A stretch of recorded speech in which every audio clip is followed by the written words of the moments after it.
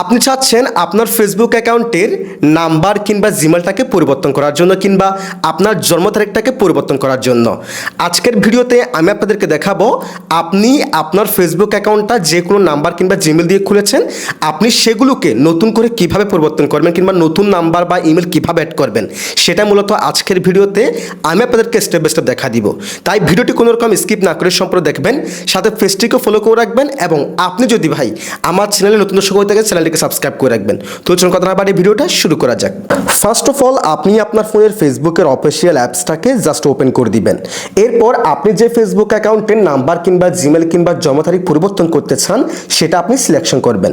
Selection করা হয়ে গেলে এই যে দেখেন 3 লাইন মেনু, এটা অনেকের ক্ষেত্রে এদিকে থাকতে পারে আবার অনেকের ক্ষেত্রে এদিকে থাকতে পারে। যেখানে থাকুক আপনি সেখান থেকে 3 লাইন মেনু ওই অপশনে ক্লিক করে দিবেন। এবার দেখেন সেটিংস অ্যান্ড প্রাইভেসি, আপনি জাস্ট এখান থেকে সেটিংস অ্যান্ড প্রাইভেসি অপশনে ক্লিক করবেন।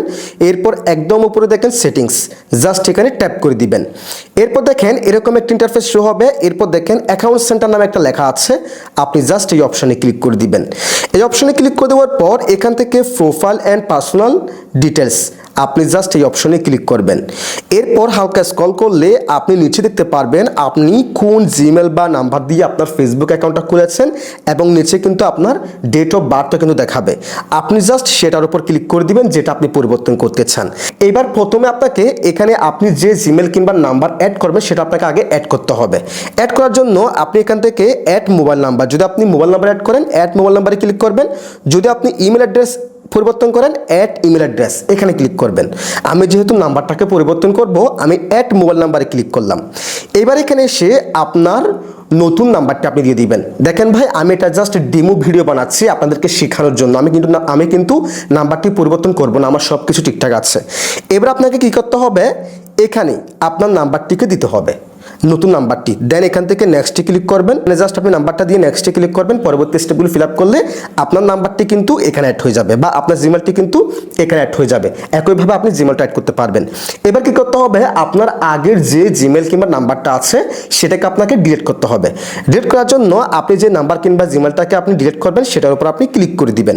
সেটার উপরে ক্লিক করে দেওয়ার পর এই যে দেখেন ডিলিট নাম্বার, আপনি জাস্ট এখান থেকে ডিলিট নাম্বারে ক্লিক করবেন।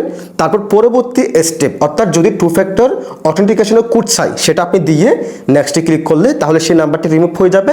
নতুন যে নাম্বার কিংবা জিমেলটা আপনি অ্যাড করেছেন সেটা সেখানে অ্যাড হয়ে যাবে।